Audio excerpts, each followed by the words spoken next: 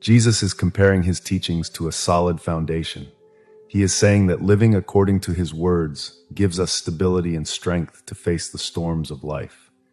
But notice that Jesus does not say, everyone who hears these words of mine and agrees with them, or everyone who memorizes these words of mine. He says, everyone who hears these words of mine and puts them into practice.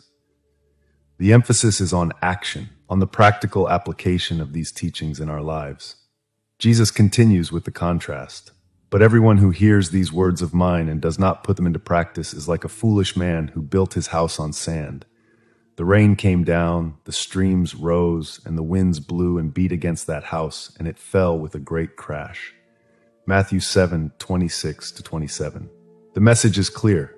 It's not enough to just hear or know Jesus' teachings. We need to live them, apply them in our daily lives, in our decisions, in our relationships. And note that in both cases, the storm comes.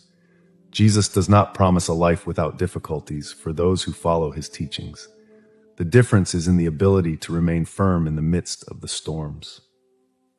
This conclusion to the Sermon on the Mount is a call to action.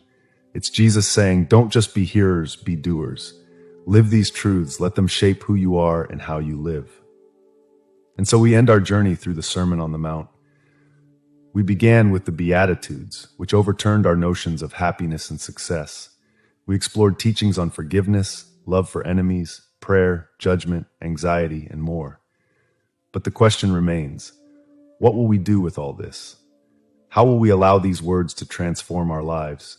How will we build our lives on this solid rock? The challenge is given, the choice is ours.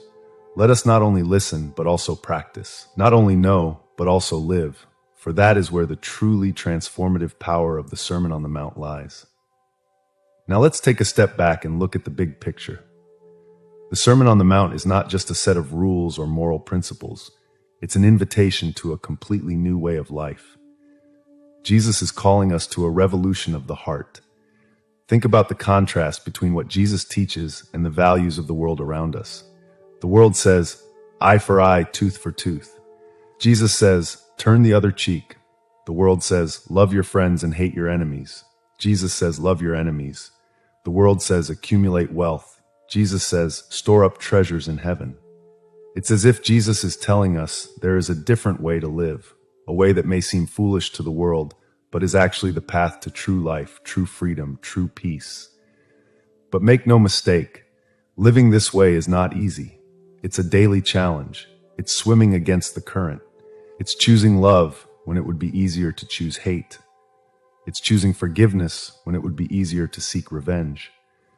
It's choosing generosity when it would be easier to be selfish. Yet Jesus promises that this path, as difficult as it may be, leads to abundant life. He says, enter through the narrow gate, for wide is the gate and broad is the road that leads to destruction, and many enter through it. But small is the gate and narrow the road that leads to life, and only a few find it. Matthew 7:13-14. This is the heart of the Sermon on the Mount, a call to a different life, a transformed life, a life that reflects the character of God. It's an invitation to be salt and light in a world that often seems tasteless and dark. Now let's delve into how we can apply these teachings in our daily lives. Take, for example, Jesus' teaching on loving our enemies. He says, love your enemies and pray for those who persecute you. Matthew 5:44. It sounds impossible, right? Love our enemies, pray for those who persecute us. But what if we start small? What if the next time someone irritates us in traffic, instead of cursing or making rude gestures, we say a brief prayer for that person? Lord, bless that driver. Maybe they're having a tough day. Or think about the workplace.